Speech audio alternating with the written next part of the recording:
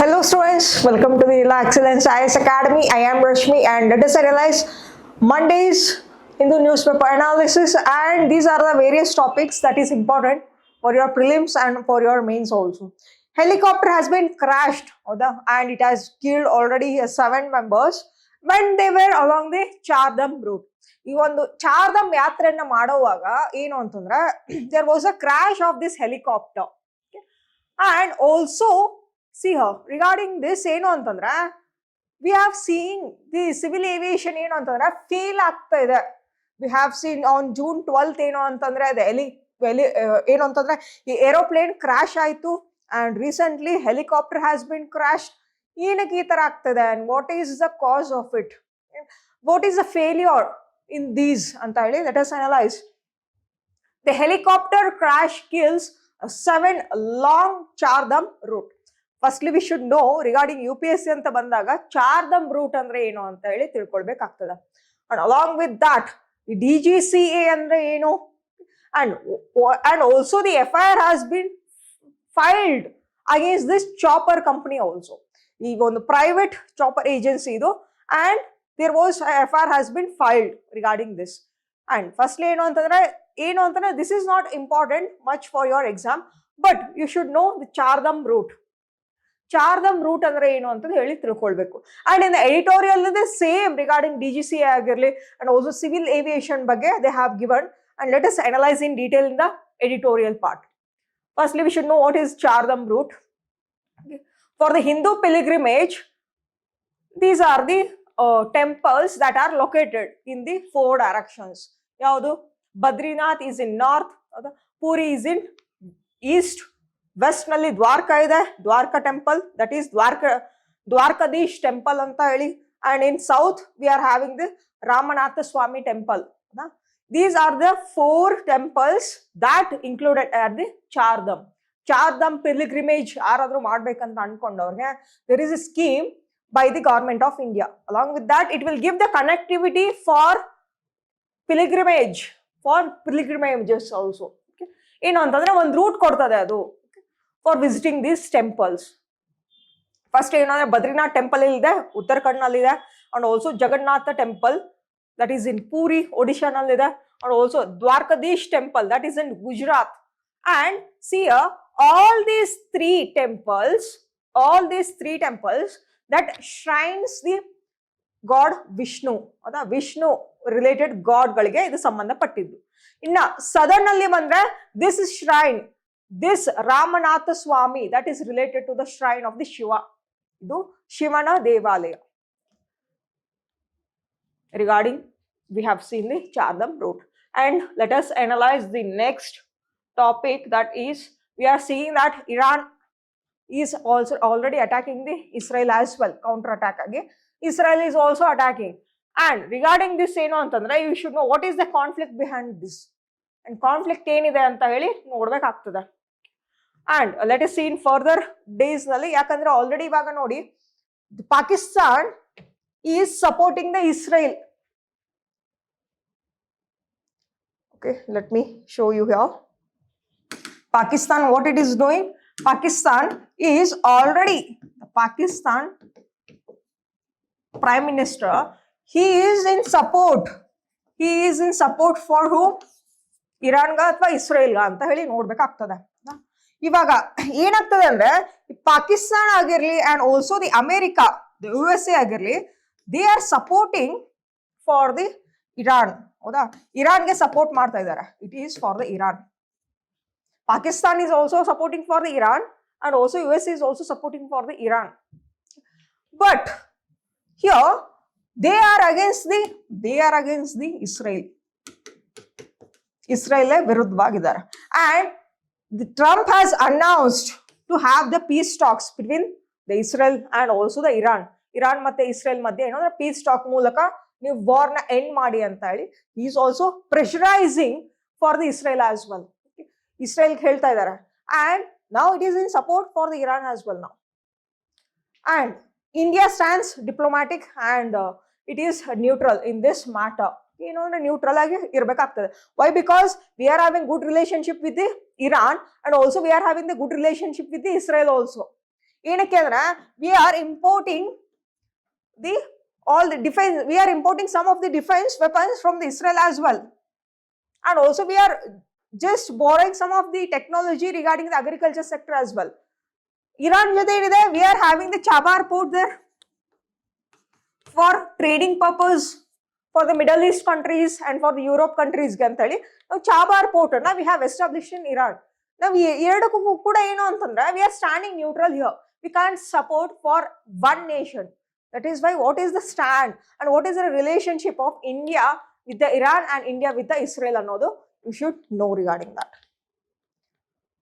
And also let us analyze this Axiom launch. It has been postponed and now it will launch on June 19th because of oxygen leakage or that was happening. ಅದರಿಂದ ಏನಾಗ್ತದೆ ಅಂದ್ರೆ they have just postponed and they will launch on the June 19th. And ನಿಮಗೆ ಗೊತ್ತಿದೆ ಯಾವುದು ಅಂತಂದ್ರೆ rocket that is Falcon 9 ಅಂತ ಹೇಳಿ. This mission will be launching through the help of Falcon 9, that too by the SpaceX ಅಂತ ಹೇಳಿ company. Already we have analyzed in a previous classes regarding this Axiom ಬಗ್ಗೆ ಓದ್ಕೊಂಡಿದ್ದೀವಿ. Okay, SpaceX that will be launching that X4 mission with the help of Falcon 9 ಅಂತ ಹೇಳಿ. Falcon 9 is a launching vehicle, and because due to the oxygen leakage in the it was been just postponed. This is regarding that matter. The next is India needs a sincere aircraft accident investigation. This is the editorial part. Okay, very important. Why? Because see here, we have already known we are having two kinds of department here. Okay, ಒಂದು ಯಾವುದು ಅಂತಂದ್ರೆ the India's Aircraft Accident Investigation Bureau ಅಂತ ಹೇಳಿ, AAIB, India's Aircraft Accident Investigation Bureau. This is a statutory body and it is also autonomous body as well. An autonomous body, even though it is autonomous body, it comes under the Ministry of Civil Aviation. Civil Aviation ಕೆಳಗಡೆನೆ ಇದು work ಮಾಡಬೇಕಾಗ್ತದೆ ಈ ಒಂದು body. And we are also having DGCA, Directorate General of Civil Aviation ಅಂತ ಹೇಳಿ, that too will investigate regarding these kinds of failure of the aircraft. That is made by the DGCA as well. But see here, ಏನು ಅಂತಂದ್ರೆ when we analyze that, regarding the Ministry of Civil Aviation, under that we are having the AAIB and also DGCA. The members or the leaders of this, both the bodies will be appointed by the Ministry of Civil Aviation. Ministry of Civil Aviation or ಏನು ಮಾಡ್ತಾರೆ ಅಂದ್ರೆ they will appoint the leader of this AAIB and also DGCA, Directorate General of Civil Aviation, and also the Aircraft Accident Investigation Bureau. See, ಏನಿದೆ ಅಂತಂದ್ರೆ it functions as an office of Ministry of Civil Aviation. Which one? That is AAIB. That will work under the Ministry of Civil Aviation. And also we are having the other same authority as I told you, that is DGCA. This DGCA that will investigate, that will give the rules, regulations for the airlines. ಯಾವ ತರ rules ಗಳು ಇರಬೇಕು in airlines ಬಗ್ಗೆ ಆಗಿರಲಿ, all that regulations will be given by the DGCA. Here the crucial part is that ಏನು ಅಂತಂದ್ರೆ if regarding any railway accidents, okay, ಈ railway accidents ಗಳು ಏನಾದ್ರೂ ಆಯ್ತು ಅಂತಂದ್ರೆ ಇದಕ್ಕೆ ಇನ್ವೆಸ್ಟಿಗೇಷನ್ ಮಾಡೋದಕ್ಕೆ there is a separate team for that. But if there is any airline accident, ಈ ಏರ್ಲೈನ್ ಆಕ್ಸಿಡೆಂಟ್ ಆಯ್ತು ಅಂದ್ರೆ ಯಾರು ಮತ್ತೆ ಅದನ್ನ ಇನ್ವೆಸ್ಟಿಗೇಷನ್ ಮಾಡ್ತಾರ ಅಂದ್ರೆ these bodies only. There is no other team for investigating. There is no other department for investigating. ಇಲ್ಲಿ fair investigation ಆಗೋದಿಲ್ಲ. There will be a blame for the pilots ಅಂತ ಹೇಳಿ the writer is telling here. ಯಾಕಂದ್ರೆ ಒಂದು same ಅಥಾರಿಟಿದವರೇ ಇದ್ರು ಅಂತಂದ್ರೆ ಏನಾಗ್ತದೆ ಅಂದ್ರೆ ಅಲ್ಲಿ ಫೇರ್ ಇನ್ವೆಸ್ಟಿಗೇಷನ್ ಆಗಲ್ಲ. Okay, they will blame anyway the pilots itself. They will not blame the company here. They will not blame the manufacturing of that aircraft anta heli the writer is telling. But in railway accident adaga nodi here what they have given here, in railway accidents Investigations are typically carried out by the Commissioner of Railway Safety. There is a Commissioner of Railway Safety that will enquire regarding this. ಇವರೇ ಏನು ಅಂತಂದ್ರೆ they will enquire and they will give the correct report, authenticated report ನ ಕೊಡ್ತಾರೆ, valid report ನ. Or else occasional ಏನು ಅಂತಂದ್ರೆ the judicial authority is having the right to investigate. But see regarding the aircraft ಅಂತ ಬಂದಾಗ and not by the ministry of railways. See and regarding the ಅದೇ railways ನಲ್ಲಿ ಅಂತ ಬಂದಾಗ ministry of ರೈಲ್ವೇದವರು they will not investigate the cases. Here there is a separate authority, separate body called as Commissioner of Railway Safety anta heli. Partiality agodilla illi. There will be this is an independent and also this is a Commissioner of Safety, Railway Safety. This is an independent and fair body here. Okay? It will give a authenticated and valid report. Okay? Yav tara aitu enaitu ಒಂದು accident anta heli ಒಂದು fair report na ನೀಡ್ತದೆ. But although technicality ನೋಡಿದಾಗ under the Ministry of Civil Aviation, the commissioners is functionally independent of railway operations and ensuring that the trains are not the ones investigating the derailments. ಈ derailments ಎಲ್ಲ ಆಗ್ತಾ ಇರ್ತವೆ ನೋಡಿ ಟ್ರೈನ್ಸ್ಗಳು, fair investigation ಮಾಡೋದು totally under the hands of commissioner of railway safety ಅಂತ ಹೇಳಿ. Prelims based question ಕೂಡ ಆಗ್ಬೋದಂತ chances ಇದೆ. But in aviation nalli nodi, the Ministry of Civil Aviation controls the airline operations and accident investigation. See, this Ministry of Civil Aviation ide alva, totally it will only investigate the cases. But railway of ministry ide alva, they will not investigate the cases if there is any railway incidents, railway accidents. Nodi, ade body davaru athwa ade minister davaru yavaglu investigate ಮಾಡಬಾರದು ಅಂತ ಹೇಳ್ತಾರೆ ಇಲ್ಲಿ. Writer, investigation should not be done by the same ministry. ಯಾಕಂದ್ರೆ ಅಲ್ಲಿ transparency ಇರಲ್ಲ. They will blame the someone here. Okay, that is why ಏನು ಅಂತಂದ್ರೆ we should have this AAIB and DGCA as an independent body. They should directly give the report for the parliament ಅಂತ ಹೇಳಿ the writer is telling. And let us see here. Okay, see here. This AAIB, what is the issues regarding this antandra? These are the various issues they have given in this article. Yenide, the AAIB, though autonomous on paper ಮೇಲೆ ಏನು ಅಂದ್ರೆ ಇದೊಂದು independent body, but ಏನು ಅಂದ್ರೆ that will work under the Ministry of Civil Aviation. ಹೌದಾ? MOCA ಕೆಳಗಡೆನೆ ಅದು work ಮಾಡಬೇಕಾಗ್ತದೆ. And the same ministry is also responsible for the DGCA. DGCA also come under the Ministry of Civil Aviation and this AAIB also come under the Ministry of MOCA. And also this overlap leads to the conflict of interest, compromising impartiality. There will be a impartiality anta heli they are telling, because conflict of interest kuda baruvante chances ide. And inadequate safety framework. The safety framework ಏನು ಅಂತಂದ್ರೆ still this is not effective in nature. Whatever the International Civil Aviation Organization gives the guidelines, ಇದನ್ನ follow ಮಾಡಬೇಕು DGCA ಕೂಡ. But ಏನು ಅಂದ್ರೆ safety measures ನ ತಗೊಳ್ತಾ ಇಲ್ಲ ಅಂತ ಹೇಳಿ.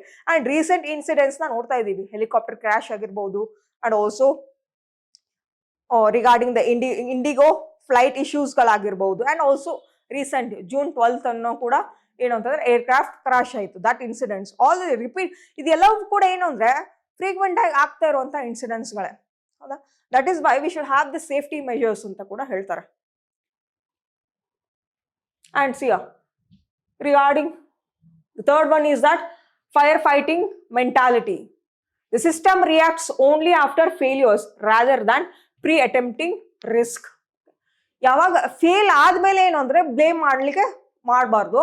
But here before that we should take the precaution. ಈ ಪ್ರಿಕಾಷನ್ ಅಥವಾ ಪ್ರಿವೆನ್ಷನ್ ಅನ್ನೋದು ಜಾಸ್ತಿ ಇರ್ಬೇಕಾಗ್ತದೆ. ಏನ್ ಮಾಡ್ತಾರೆ lastly this DGCA or the insurance company, all that will blame whom? They will blame the pilot itself.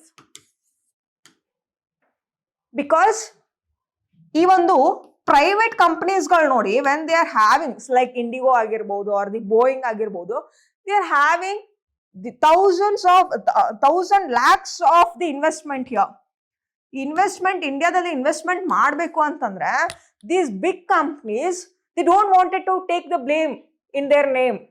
ಅವ್ರ ಹೆಸರಲ್ಲೇ ಬೇಕಾಗಿಲ್ಲ ಈ ಬ್ಲೇಮ್ಗಳು. ಅದಕ್ಕೆ ಏನ್ ಮಾಡ್ತಾರೆ, they will blame directly the pilots here. That should not happen.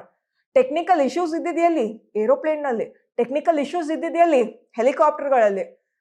ಆ ಒಂದು ಟೆಕ್ನಿಕಲ್ ಇಶ್ಯೂಸ್ ಆಗಿರ್ಬೋದು, ಈ ತರ ಇದ್ದಾಗ ಡೈರೆಕ್ಟ್ ಆಗಿ how can you blame the pilots ಅಂತ ಹೇಳ್ತಾರೆ.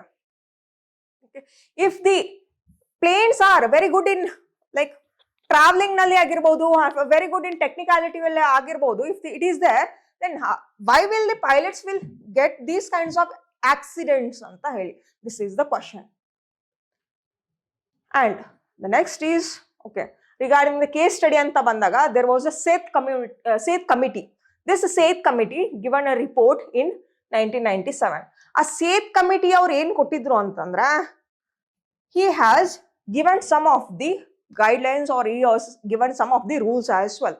ಏನು ಕೊಟ್ಟಿದ್ರು ಅಂದ್ರೆ, it was sidelined because it exposed, see a SAIT committee ದವರು, he have directly, that committee report that directly blamed the companies here. Aviation companies ಏನು ಅಂತಂದ್ರೆ direct ಆಗಿ blame ಮಾಡಿತ್ತು. Technicality issues ಅಲ್ಲಿ ಏನೇನಿದೆ, ಮ್ಯಾನುಫ್ಯಾಕ್ಚರ್ ನಲ್ಲಿ ಏನೇನು ಡಿಫೆಕ್ಟ್ಸ್ ಇದೆ, ಡಿಫಾಲ್ಟ್ ಇದೆ ಅಂತ ಹೇಳಿ ಆಲ್ರೆಡಿ ಬ್ರೀಫ್ ಆಗಿ ಆ ರಿಪೋರ್ಟ್ ನಲ್ಲಿ ನೀಡಿತ್ತು. But that report was bin side lined. ಅದನ್ನ ಏನಾಗ್ಬಿಟ್ರು, ಅದನ್ನ ಬೆಳಕಿಗೆ ತರಲಿಲ್ಲ. Okay, and also inconvenient truths like poor oversight, lack of independence and inadequate regulatory capacity ಇಂದ ಏನು ಅಂತಂದ್ರೆ, this committee's report was not being utilized by the parliament as well, by the ministry as well. See here, SAIT committee, this is one of the important committee for your exams perspective. Civil aviation safety ಬಗ್ಗೆ ಜಾಸ್ತಿ ಕೊಟ್ಟಿದ್ರಲ್ಲಿ, but ಅದನ್ನ ಫಾಲೋನೇ ಮಾಡಲಿಲ್ಲ ಕೆಲವೊಂದಿಷ್ಟು ಏನು ಅಂತಂದ್ರೆ ಈ ಒಂದು ಡಿಪಾರ್ಟ್ಮೆಂಟ್ಗಳು ಕೂಡ. Next is, okay, what are the flaws in legal and regulatory structure? DGCA and AAIB under Ministry of Civil Aviation ಏನ್ ಮಾಡ್ತದೆ ಅಂದ್ರೆ, as I told you, unlike railway accident, investigation is conducted by whom? Commissioner of Railway Safety ಅಂತ ಹೇಳಿ. But the aviation sector lacks regarding this separation ಮಾಡ್ತಾ ಇಲ್ಲ. And use of Rule 13, that is Aircraft Rules 1937. ಇದರ ಪ್ರಕಾರ ಏನು ಅಂತಂದ್ರೆ, the Ministry of Civil Aviation can penalize a pilot even if the investigation is going on. A clear miscarriage of justice is in some cases. ಏನಾಗ್ತದೆ, case on going ಇದ್ದಾಗ ಏನು ಅಂದ್ರೆ directly pilots ಗಳ name ಅನ್ನ ಎಲ್ಲೂ ಕೂಡ disclose ಮಾಡುವಾಗಿಲ್ಲ. ನಾವೇನ್ ಮಾಡಿದ್ವಿ, ಸೋಷಿಯಲ್ ಮೀಡಿಯಾದಲ್ಲಿ ನೋಡಿ ಆ ಪೈಲಟ್ ನೇಮ್ ಆಗಿರ್ಬಹುದು ಅಂಡ್ ಎಷ್ಟು ಟೋಟಲ್ ವರ್ಕಿಂಗ್ ಅವರ್ಸ್, ಎಷ್ಟು ಎಕ್ಸ್ಪೀರಿಯನ್ಸ್ ಇದೆ, ವರ್ಕಿಂಗ್ ಅವರ್ಸ್ ಎಕ್ಸ್ಪೀರಿಯನ್ಸ್ ಆಗಿರ್ಬಹುದು, totally the details, the personal details of the pilot including his image have been spreaded in the social media by the some other people. But ಏನು ಅಂತಂದ್ರೆ DGCA ಆಗಿರ್ಲಿ, ಈ ಒಂದು AIB ಆಗಿರ್ಲಿ, ಎಲ್ಲೂ ಕೂಡ ಡಿಸ್ಕ್ಲೋಸ್ ಮಾಡಬಾರ್ದಾಗ್ತದೆ ಪೈಲಟ್ಸ್ ಗಳ ನೇಮ್ಸ್ ಗಳನ್ನ. ಬಟ್ ಇನ್ ಸಮ್ ಕೇಸಸ್ ಅಲ್ಲಿ ಏನು ಅಂತಂದ್ರೆ ದಿಸ್ ಹ್ಯಾವ್ ಬಿನ್ ಆಲ್ರೆಡಿ ಏನು ಅಂತಂದ್ರೆ this rules have been failed here. And along with that ಏನು ಅಂತಂದ್ರೆ ಸ್ಟಿಲ್ ದ ಇನ್ವೆಸ್ಟಿಗೇಷನ್ ಅದು ಏನಾದ್ರು ಮೂವ್ ಆಗೋವಾಗ, ಆನ್ ಗೋಯಿಂಗ್ ಇದ್ದಾಗ ಏನು ಅಂತಂದ್ರೆ the pilot can also be penalised, the pilot can also get the punishment as well ಅಂತ ಹೇಳಿ. But ಏನು ಅಂತಂದ್ರೆ after investigation only the pilot should get punishment. ಹೌದಾ, ಇನ್ವೆಸ್ಟಿಗೇಷನ್ ನಡೆಯೋವಾಗ್ಲೇನೆ ಏನು ಅಂದ್ರೆ ಪೈಲಟ್ ಗಳಿಗೆ ಪನಿಷ್ಮೆಂಟ್ ಕೊಡ್ತಾರೆ. That is not a fair ಅಂತ ಹೇಳಿ. Bureaucratic interference as well. Ministry of civil aviation controls appointments, funding, policy and skewing of investigation. Skewing of investigation ಅಂದ್ರೆ impartiality R else ಇಲ್ಲಿ ಫೇರ್ ಇನ್ವೆಸ್ಟಿಗೇಷನ್ ಇರೋದಿಲ್ಲ. Bureaucratic interference ಇಲ್ಲಿ ಏನಾಗ್ಬಿಡ್ತಿದೆ ಅಂತಂದ್ರೆ departments ಗಳ ಮೇಲೆ ದಿ ಮಿನಿಸ್ಟ್ರೀಸ್ ಆಗಿರ್ಲಿ or else the other higher authorities, they will pressurise these investigating teams to blame directly on the pilots. Not the private companies. Because private ಕಂಪ್ನೀಸ್ಗಳು ಇಲ್ಲಿ run ಆಗಬೇಕು ಇಂಡಿಯಾದಲ್ಲಿ ಅಂತಂದ್ರೆ ಹ್ಯೂಜ್ ಇನ್ವೆಸ್ಟ್ಮೆಂಟ್ ಬೇಕಾಗ್ತದೆ. ಅಂಡ್ ಡೈರೆಕ್ಟ್ಲಿ ಅವ್ರನ್ನ private ಕಂಪ್ನೀಸ್ನವ್ರನ್ನ blame ಮಾಡಿದ್ರೆ ಏನಾಗ್ತದೆ, none of these Indians will like to travel on that, ಹೌದಾ, ಆನ್ ದಟ್ ಏರ್ಕ್ರಾಫ್ಟ್ ಆಗಿರ್ಲಿ ಆರ್ ಎಲ್ಸ್ ಹೆಲಿಕಾಪ್ಟರ್ ಆಗಿರ್ಲಿ, ಈ ತರ ಲಾಸ್ ಆಗಬಾರ್ದು ಅಂತ ಹೇಳಿ directly they will blame the pilots as well. And what are the recommendations? Recommendations ಏನು ಅಂತಂದ್ರೆ transfer or move this AIB and DGCA out of this Ministry of Civil Aviation.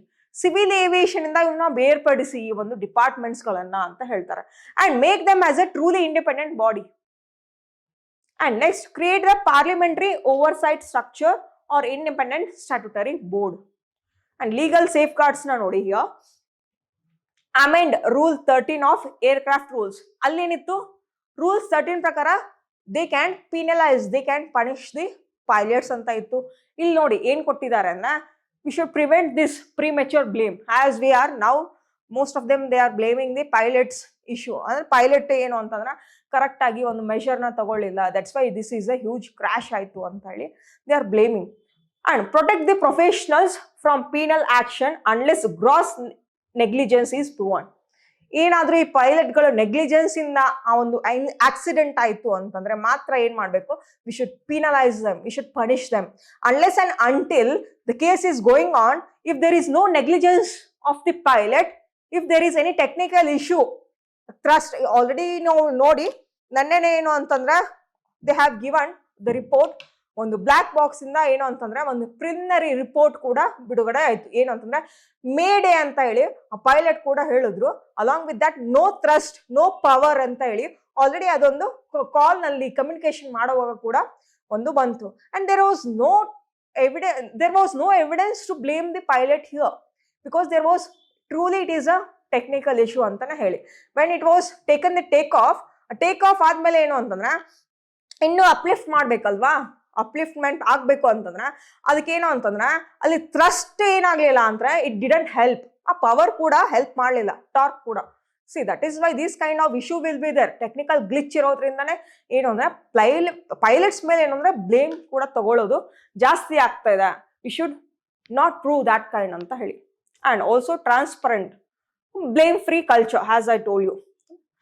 Just culture ಅಂದ್ರೆ justice ಇರಬೇಕು ಆ ಒಂದು investigation ನಲ್ಲಿ ಅಂತ ಹೇಳಿ they have given. And encourage safety reporting without fear. Whatever the investigation team is there, they should not get any kinds of forces or pressure from the other bodies here, from the Ministry of Civil Aviation also.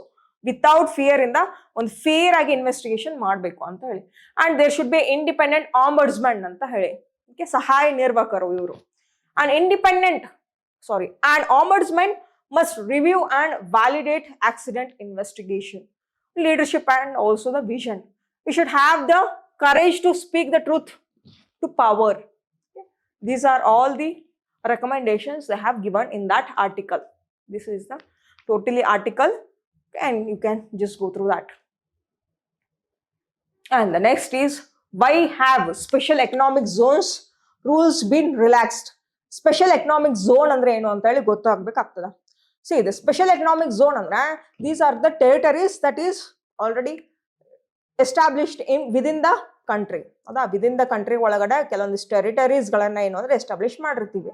And these units will help, these SEZ units will help for exporting and importing of goods and services. ಈ goods ಗಳ services ಗಳನ್ನ export ಮಾಡ್ಬೇಕಲ್ವಾ ಹೊರ ದೇಶಕ್ಕೆ. In order to do that there will be a manufacturing units for goods and ಸರ್ವಿಸಸ್ಗೆ ಅಂತ ಹೇಳಿ. ಇದರಿಂದ ಏನಾಗ್ತದೆ, that will boost the income of India ಅಂತ ಹೇಳಿ. Along with that there will be along with that there will be employment generation as well. ಈ ಒಂದು SEZ ಇಂದ ಏನಾಗ್ತದೆ, ಎಂಪ್ಲಾಯ್ಮೆಂಟ್ ಜನರೇಷನ್ ಕೂಡ ಆಗ್ತದೆ. SEZ ಅಂದ್ರೆ nothing but it is a manufacturing units of goods and services. Goods ಮತ್ತೆ services ಗಳನ್ನ manufacture ಮಾಡ್ಲಿಕ್ಕೆ industries, factories, all companies also that all will be called as SEZ ಅಂತ ಹೇಳಿ. ಒಂದು ಝೋನ್ ಇರ್ತದೆ, ಸ್ಪೆಷಲ್ ಎಕನಾಮಿಕ್ ಝೋನ್ ಅಂತ ಹೇಳಿ. ಅಲ್ಲಿ ಜಾಸ್ತಿ ಏನು ಅಂತಂದ್ರೆ ಈ ಕೋಸ್ಟಲ್ ರೀಜನ್ಸ್ ಗಳಲ್ಲಿ ನೋಡಿ SEZ ಅಂತ ಹೇಳಿ ಯೂನಿಟ್ಸ್ ಗಳು ಇರ್ತವೆ. ಏನಕ್ಕಿರ್ತದೆ? In order to export and import of goods and also the services. Let us see in detail regarding this. So, the government of India has been taking various steps to boost the production of semiconductors and electronics in India. Semiconductors related agirbodu and electronics related agirbodu. There are various schemes for that in order to manufacture these semiconductors. Semiconductors na jaasti manufacture madodrinda there will be economic boost anta heli. And some previous measures include the Semicon India program anta heli. This is important for your exam. Semicon India program that was launched in 2022 with an outlay of how much amount? It is 76,000 crore. 76,000 crore fund anna ee ಒಂದು scheme ಅಲ್ಲಿ ಅಡಿಯಲ್ಲಿ ಏನ್ ಮಾಡಿದ್ರು ಅಂದ್ರೆ allotment ಮಾಡಿದ್ರು. That much of funding was done for this scheme under this program. And now the government has gone a step further and has relaxed key rules related to the SEZ and encourages the domestic manufacture of the semiconductors and electronics. ಈ semiconductor ಮತ್ತೆ electronics manufacture ಜಾಸ್ತಿ ಮಾಡೋದಕ್ಕೆ rules ಗಳನ್ನ relax ಕೂಡ ಮಾಡಿದ್ದಾರೆ. Let us see that all. Why are semiconductors important? See semiconductors ಏನಕ್ಕೆ important? In order to produce any of the machines. ಈ machines ಗಳನ್ನ ನಾವು ಪ್ರೊಡಕ್ಷನ್ ಮಾಡ್ಲಿಕ್ಕೆ we need a semiconductors. It is a chip. Semiconductor ಅಂದ್ರೆ ಏನು? It is a chip. ಹೌದಾ? Silicon chip. And these should be ಏನು ಅಂತಂದ್ರೆ we should increase the production of this. And by increasing the production ಇಂದ ಏನಾಗ್ತದೆ, ನಮ್ಮಲ್ಲಿರುವಂತ ಒಂದು ಈ goods ಗಳನ್ನ ಕೂಡ ನಾವು ಜಾಸ್ತಿ ಮ್ಯಾನುಫ್ಯಾಕ್ಚರ್ ಮಾಡ್ಬೋದು. And these semi conductors are used in where? See these semi conductors are used in computer, tablet, smart TV, smart speaker, in car also, ಕಾರ್ನಲ್ಲಿನೂ ಕೂಡ, and also every other electronic gadgets. And ಎಲ್ಲಿ use ಮಾಡ್ತೀವಿ ಅಂದ್ರೆ we will use here. And along with that, see in the China that accounts for 35% of the semiconductor manufactured in the world. World ನಲ್ಲಿ ನೋಡಿ 35% ನಷ್ಟು semiconductor ಯಾರು production ಮಾಡ್ತಾರೆ ಅಂದ್ರೆ it is China. That report was regarding the 2021. And the next is okay, see after this ಏನು ಅಂತಂದ್ರೆ what are the latest steps taken by the government of India in order to boost this Ministry of Commerce ಅಡಿಯಲ್ಲಿ semiconductor ನ ಎಷ್ಟು ಜಾಸ್ತಿ production ಮಾಡಬೇಕು ಅಂತ ಹೇಳಿ they have already given and they have funded for the semiconductor production as well. On June 9th, the Ministry of Commerce and Industries announced that it had notified several modifications of the SEZ. ಏನು ಅಂತ ಹೇಳಿ let us C how. ಕೆಲವೊಂದಿಷ್ಟು rules ಗಳನ್ನ relax ಮಾಡ್ತು ಅಂತ ಹೇಳ್ದೆ. ಆ rules ಗಳನ್ನ ಏನೇನ್ ರಿಲ್ಯಾಕ್ಸ್ ಮಾಡಿದೆ ಅಂದ್ರ ವೆರಿ ಇಂಪಾರ್ಟೆಂಟ್ ರೂಲ್ಸ್ ಗಳು ನೋಡಿ. ರೂಲ್ಸ್ ಗಳು ತುಂಬಾ ರಿಜಿಡ್ ಇದ್ವು ಅಂತಂದ್ರೆ, ತುಂಬಾ ವೆರಿ ರಿಜಿಡ್ ಇನ್ ನೇಚರ್ ಇದ್ವು ಅಂತಂದ್ರೆ the investors will not come forward and they will not invest the money. Rules ಗಳು ಯಾವಾಗ್ಲೂ ಏನು ಅಂದ್ರೆ ಕೆಲವೊಂದಿಷ್ಟು ರಿಲ್ಯಾಕ್ಸಬಲ್ ಇರಬೇಕು. Then the investor will step forward and he will invest the money in manufacturing of these semiconductors or the electronic gadgets. ಇಲ್ಲಿ rules ಗಳನ್ನ ಏನೇನೆಲ್ಲ ಒಂದು ರಿಲ್ಯಾಕ್ಸ್ ಮಾಡಿದಾರ ಅಂತ ಹೇಳಿ let us analyse. Here rule 5 ಅಂತ ಇದೆ. Okay, here the rule 5 that is related to the SEZ ನಲ್ಲಿ ಏನ್ ಮಾಡಿದ್ದಾರೆ ಅಂತಂದ್ರೆ they have relaxed it for. ಮೊದಲೇ ಏನು ಅಂತಂದ್ರೆ ಮಿನಿಮಮ್ ಲ್ಯಾಂಡ್ ಏರಿಯಾ ಎಷ್ಟು ಇರಬೇಕಿತ್ತು ಅಂದ್ರೆ 50 hectares ಆಫ್ ಲ್ಯಾಂಡ್ ಇರಬೇಕಿತ್ತು in order to produce the semi conductors or in order to have this SEZ. ಅಲ್ಲಿ ಏನಿರಬೇಕು ಅಂದ್ರೆ 50 hectares ಇರಬೇಕಾಗಿತ್ತು land, but now it is reduce only for 10 hectares. Okay? And this now has been significantly reduced to the 10 hectares. And also along with that there are tax exemption as well and duty free ಕೂಡ for importing. Tax ಗಳ exemption ಮಾಡಿದ್ದಾರೆ. Duty free import ಅಂತಂದ್ರೆ ನೀವೇನಾದ್ರೂ import ಮಾಡ್ಕೊಳ್ಬೇಕು in order to produce this semi conductor ಅಂದ್ರೆ that is a duty free. Import tax ಕೂಡ ಇರೋಲ್ಲ ಅಂತ ಹೇಳಿ. ಅಂಡ್ ನೆಕ್ಸ್ಟ್ ಏನು ಅಂತಂದ್ರೆ ಈ ರೂಲ್ 7 ನೋಡಿ, ರೂಲ್ ಇವಾಗ 5 ಆಯ್ತು. ನೆಕ್ಸ್ಟ್ ರೂಲ್ 7 ಕೂಡ ರಿಲ್ಯಾಕ್ಸ್ ಮಾಡಿದ್ದಾರೆ. ಏನ್ ಮಾಡಿದ್ದಾರೆ ಅಂತಂದ್ರೆ under amendment have been run in the rule 7 of the SEZ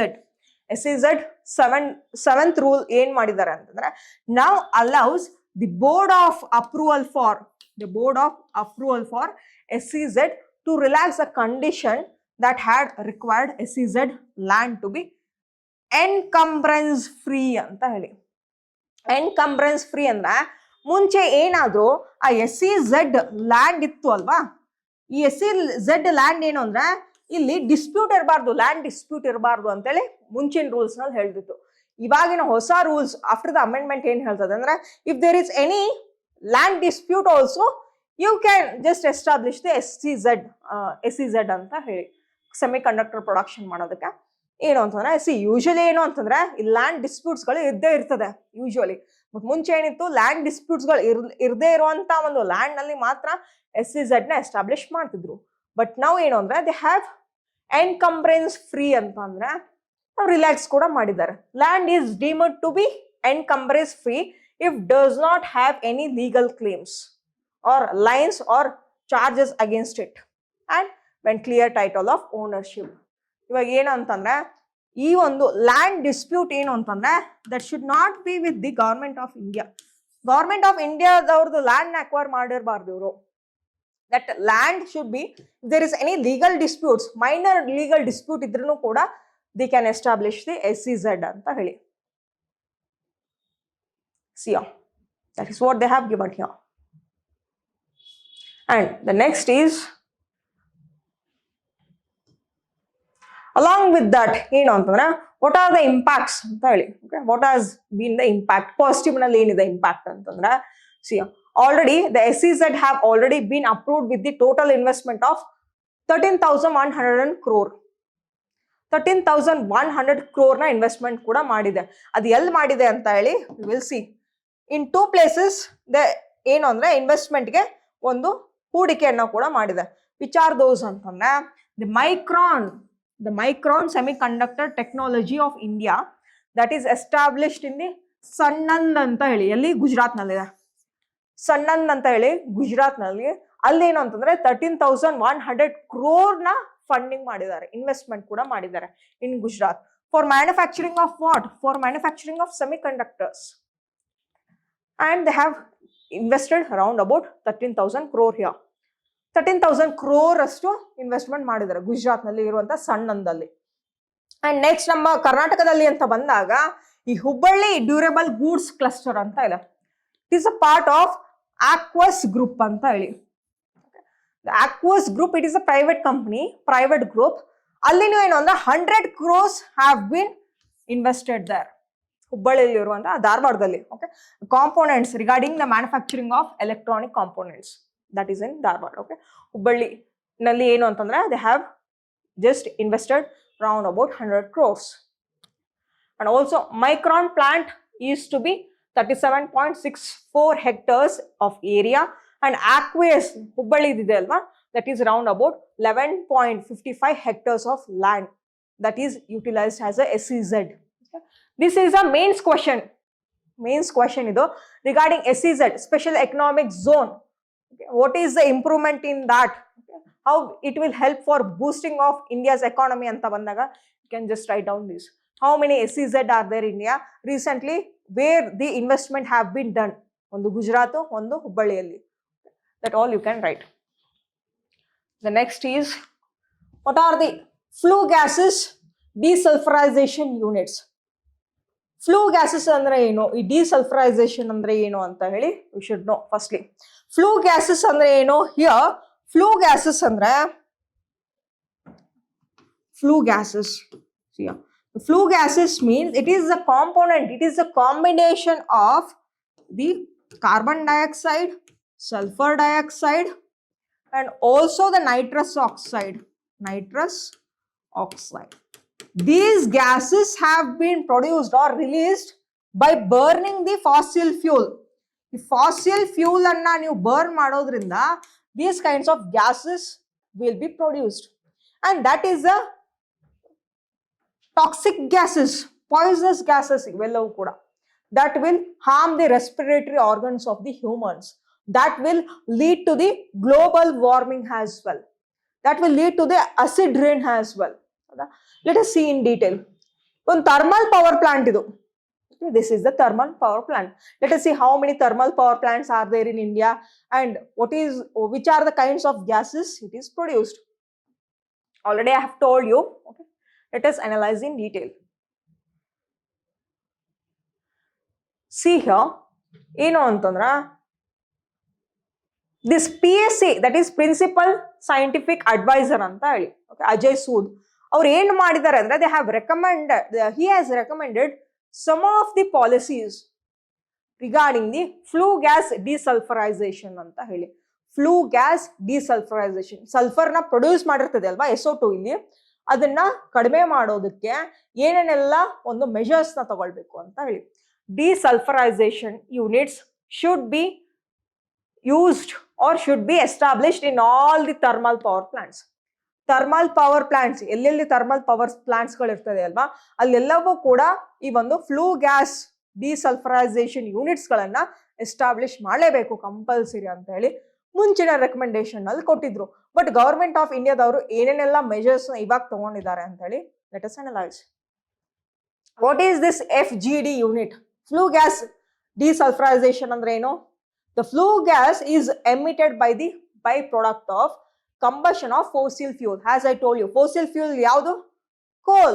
ಅಲ್ಲ, coal ನ ಯೂಸ್ ಮಾಡ್ತಾರೆ in the thermal power plant for production of electricity.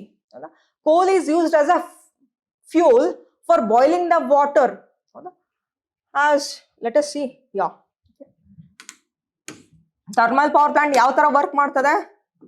There will be boilers here. Water input ಹೋಗ್ತಾ ಇರ್ತದೆ ಇಲ್ಲಿ, input, and also this is the coal that will be used as a fuel for burning, for boiling this water. This boiler ಏನಾಗ್ತದೆ? Here there will be outflow ಅಂತ ಹೇಳಿ, and this will generate the super steam. Water ಏನಾಗ್ತದೆ ಅಂದ್ರೆ ತುಂಬಾ ಒಂದು temperature ಕೊಟ್ರೆ ಅದಕ್ಕೆ ಏನಾಗ್ತದೆ? ಸೂಪರ್ ಸ್ಟೀಮ್ ಆಗ್ತದೆ. ಡ್ರೈ ಸೂಪರ್ ಸ್ಟೀಮ್ ಅಂತ ಕರಿತೀವಿ. This dry super steam that will rotate the turbine. Turbine na rotate ಮಾಡ್ತದೆ. Turbine rotate ಆಗೋದ್ರಿಂದ ಏನಾಗ್ತದೆ? The electricity will be generated. There will be a generator, and ಈ generator ಇಂದ ಏನಾಗ್ತದೆ? That will be used for distributing of electricity. Distributors ಗಳು ಇರ್ತವೆ. Okay, there is step down transformer, step up transformer ಎಲ್ಲವೂ ಕೂಡ ಇರ್ತವೆ. ಟ್ರಾನ್ಸ್ಮಿಷನ್ ಎಲ್ಲ ಮಾಡ್ತಾರೆ. Here fuel ಇದೆ ಅಲ್ವಾ, this fossil fuel that is called as coal. Here the coal is of different types. Anthracite, bituminous, peat ಅಂತ ಕೂಡ ಇದೆ. Anthracite, it is a good coal that will use for high calorie burn. ಅದು high calorific burn ಮಾಡೋಕ್ಕೆ ಕೂಡ ಇದನ್ನ use ಮಾಡ್ಕೊಳ್ತೀವಿ. ಯಾವುದು? Anthracite ಅಂತ ಹೇಳಿ. Anthracite. This anthracite is been used. 90% of the efficiency ಇರ್ತದೆ ನೋಡಿ anthracite ಗೆ. ಅಂದ್ರೆ 90% ಕೋಲ್ ಬರ್ನ್ ನ ಕರೆಕ್ಟ್ ಆಗಿ ಮಾಡ್ತದೆ, ಹೈ ಟೆಂಪರೇಚರ್ ನ ಕೊಡ್ತದೆ when it burns ಅಂತ ಹೇಳಿ. ಓಕೆ, ಈ ಕೋಲ್ ಅನ್ನ ನಾವು ಯೂಸ್ ಮಾಡಿದಾಗ as a fuel to burn to boil this water. Coal ಅನ್ನ ನೀವು ಬರ್ನ್ ಮಾಡಿದಾಗ ಏನಾಗ್ತದೆ? You will get the ash along with that. Okay, and also here there will be chimney also. Chimney ಕೂಡ ಇರ್ತವೆ. Chimney ಕೂಡ it will be there. Why? Because ಏನು ಅಂತಂದ್ರೆ when you burn this coal ಅನ್ನ burn ಮಾಡಿದಾಗ ಏನಾಗ್ತದೆ? There will be gases will be released, and these gases will be in the form of, okay, let us see here. coal ಗೆ ಏನಂದ್ರೆ chimney ಇರ್ತದೆ. Okay, ಈ ಆಶ್ ಕೆಲವೊಂದಿಷ್ಟು ಏನು ಅಂದ್ರೆ ಈ ಆಶ್ ಗಳು ಇಲ್ಲೇ ಉಳಿತದೆ, ಕೆಲವೊಂದಿಷ್ಟು gases that will be released into the air. But here this is a chimney. Okay, and there will be a poisonous gas that will be liberated into the air. ಏನಾಗ್ತದೆ ಅಂತಂದ್ರೆ here firstly ಏನು ಅಂತಂದ್ರೆ we should install the electronic precipitator ಅಂತ ಹೇಳಿ. This electronic precipitator ಅಂತ ಹೇಳಿ. This will capture the gases. Electrostatic precipitator ಏನ್ ಮಾಡ್ತದೆ ಅಂದ್ರೆ it will capture some of the poisonous gases also. ಹಿಡಿದಿಟ್ಕೊಂಡು ಏನ್ ಮಾಡ್ತದೆ, it will be deposited in the form of ash here. And then it will reduce this electronic precipitator. This will help to reduce the gas flow at the outside level. ಇದನ್ನ ಕೂಡ use ಮಾಡ್ಕೊಳ್ತೀವಿ. And ಇದು ಏನ್ ಮಾಡ್ತದೆ ಅಂದ್ರೆ ಈ sulphur dioxide ನ ಹಿಡಿದಿಟ್ಕೊಳ್ಳಕ್ಕೆ ಸ್ವಲ್ಪ ಹೆಲ್ಪ್ ಕೂಡ ಮಾಡ್ತದೆ electronic precipitator. Let us analyse in detail here. Firstly ಏನು ಅಂತಂದ್ರೆ the flue gas is emitted as a by product of combustion of fossil fuels. It mainly contains flue gases will be in the form of carbon dioxide, CO2 form nalli irtade, sulfur dioxide and also the nitrous oxide. These components will be released by burning the coal. And significantly ಏನು ಅಂತಂದ್ರೆ ಈ sulphur dioxide ಎಷ್ಟು harmful ಆಗಿದೆ ಅಂತ ಹೇಳಿ ನೋಡೋಣ. This SO2 is an acidic gas. And also it is usually treated with the basic component in the flue gas desulfurization. ಅದನ್ನ neutral ಕೂಡ ಮಾಡಬೇಕು. ಹೇಗೆ ನ್ಯೂಟ್ರಲ್ ಮಾಡಬೇಕು ಅಂದ್ರೆ ದೇರ್ ಆರ್ 3 types here. ಈ ಒಂದು ಸಲ್ಫರ್ ಡೈಆಕ್ಸೈಡ್ ನ ಕಡಿಮೆ ಮಾಡೋದು ಹೆಂಗೆ, ಡಿಸಲ್ಫರೈಸೇಷನ್ ಮಾಡಲಿಕ್ಕೆ ದೇರ್ ಆರ್ 3 types here. ಯಾವುದು ಅಂತ ಹೇಳಿ ನೋಡೋಣ. The first one that is regarding the disorbent injection ಅಂತ ಹೇಳಿ. The first one is disorbent injection. The next is wet limestone treatment and also lastly the sea water to remove the SO2. These are the 3 types. In disorbent injection ಮತ್ತೆ wet limestone treatment and also sea water to remove the SO2 ಏನಿದೆ ಅಂತ ಹೇಳಿ in detail ಆಗಿ ನೋಡೋಣ. Firstly ನೋಡಿ the disorbent injection ಇದೆಯಲ್ಲ, this is the method where the powdered lime is utilized. ಈ ಒಂದು ಚಿಮ್ನಿ ಇದೆ ಅಂತ ತಿಳ್ಕೊಳ್ಳಿ. It is release of carbon dioxide SO2 gas ಅನ್ನ ಮೇಲ್ಗಡೆ ರಿಲೀಸ್ ಮಾಡ್ತಾ ಇರ್ತಾರೆ ಥ್ರೂ ದ ಚಿಮ್ನಿ. ಇಲ್ಲಿ ಏನ್ ಮಾಡೋದು ಅಂದ್ರೆ ಈ ಒಂದು ಪೌಡರ್ ಲೈಮ್ ಸ್ಟೋನ್ ಅನ್ನ ಇಲ್ಲಿ ಏನ್ ಮಾಡೋದು, ಸಿಂಪಡಿಸೋದು ಇಂಜೆಕ್ಷನ್ ತರ. ಓಕೆ, ಈ ತರ ಸಿಂಪಡಿಸೋದ್ರಿಂದ ಏನಾಗ್ತದೆ, these SO2 will attach with the limestone. Limestone ಅದನ್ನ ಹಿಡಿದಿಟ್ಕೊಳ್ತದೆ. ಹಿಡಿದಿಟ್ಕೊಂಡು ಏನ್ ಮಾಡ್ತದೆ, then it will deposit as an ash. ಕೆಳಗಡೆ ಬಿದ್ದ್ಬಿಡ್ತದೆ ಅದು, because of the huge density. Limestone ನೋಡಿ ಪೌಡರ್ ಇರ್ತದಲ್ಲ, ಆ ಪೌಡರ್ ನ ಈ ತರ ನಾವು ಏನಾದ್ರೂ ಇಂಜೆಕ್ಷನ್ ಈ ತರ ಸ್ಪ್ರಿಂಕಲ್ ಮಾಡ್ತಾ ಇತ್ತು ಅಂತಂದ್ರೆ, when there is a sprinkle of powder limestone here, SO2, that gas will attach this powder lime and that will deposit underneath. ಒಂದು ಗ್ರೌಂಡ್ ಲೆವೆಲ್ ನಲ್ಲಿ ಅದು ಅಟ್ಯಾಚ್ ಆಗಿ ಅಲ್ಲೇ ಬೀಳ್ತದೆ. It will not go and liberate into the atmosphere here. This is one technique here. Okay, then next one ನೋಡೋಣ. And the next one is wet limestone treatment ಅಂತ ಹೇಳಿ. ಅಂದ್ರೆ ಏನು, ವೆಟ್ ಲೈಮ್ ಪೌಡರ್ ಇರ್ತದಲ್ಲ, that will be sprinkled here. That also is utilized here. Okay, dry ಆದ್ರೂ ಆಗಿರ್ಬೋದು, wet ಆದ್ರೂ ಆಗಿರ್ಬೋದು, ಯುಟಿಲೈಸ್ ಮಾಡ್ಕೊಳ್ಬಹುದು. And the next one is ಯಾವ್ದಿದೆ ಅಂತಂದ್ರೆ ಸಿ ವಾಟರ್ ಇದೆ. ಸಿ ವಾಟರ್ ಇಂದ ಏನ್ ಮಾಡ್ಬೋದು ಅಂತಂದ್ರೆ, ದಿಸ್ ಸಿ ವಾಟರ್ ನೀರ್ ಇರ್ತದೆ ಅಲ್ವಾ, that water ಜೊತೆ we will mix up this is SO2 gas.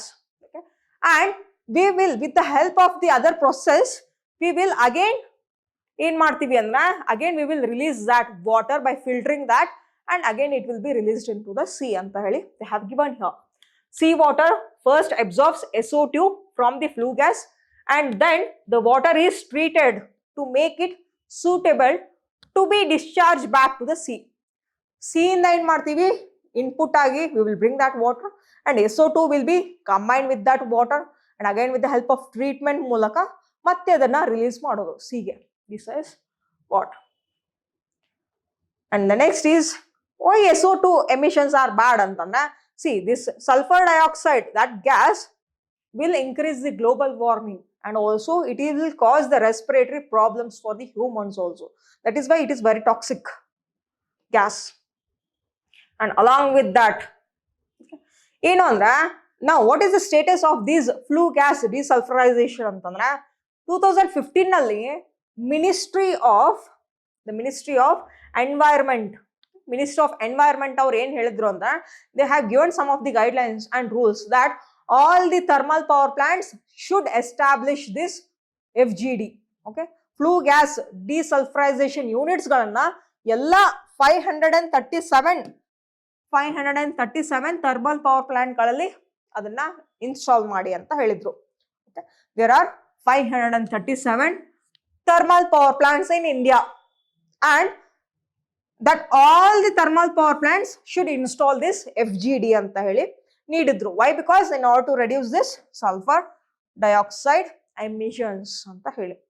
But the first deadline ನೋಡಿ ಕೊಟ್ಟಿದ್ದು ಯಾವಾಗ ಅಂದ್ರೆ 2018.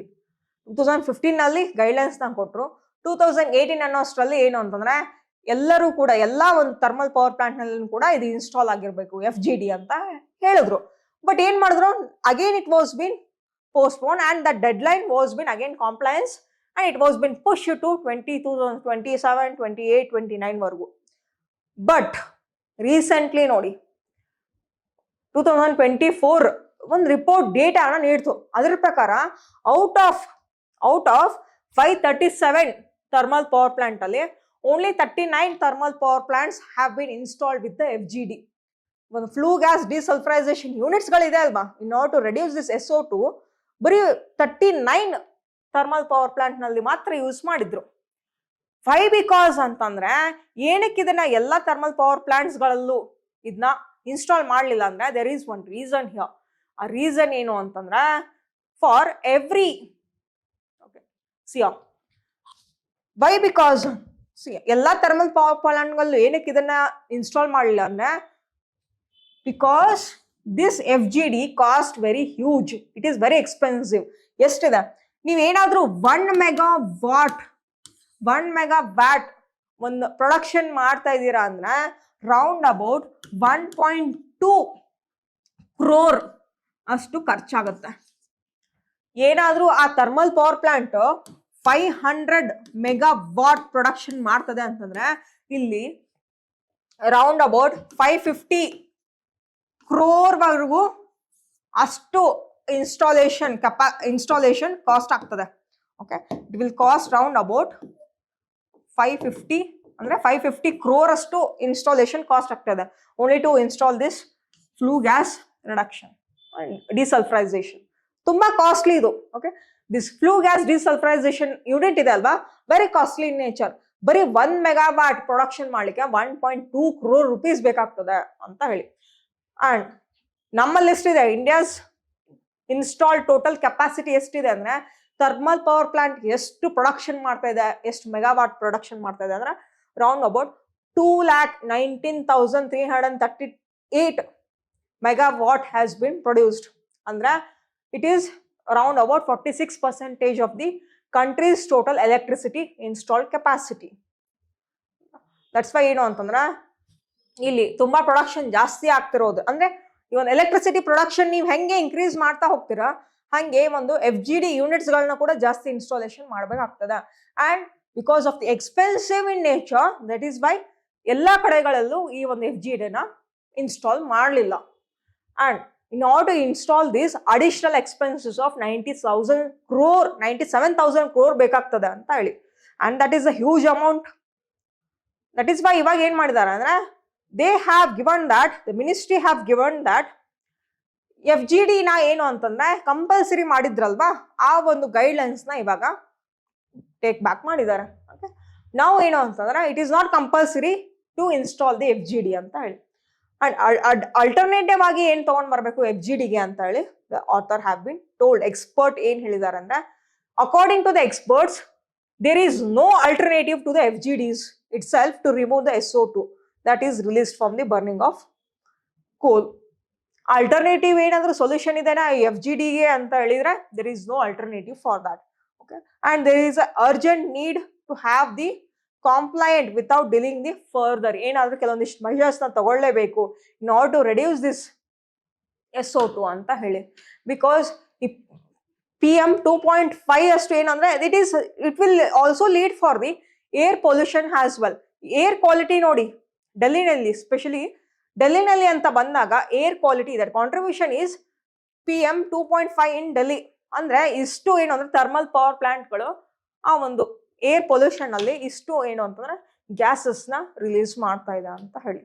This is regarding this article. all the articles have been analyzed now, and if there is any doubts, you can just comment below, and let us wind up the class. Thank you.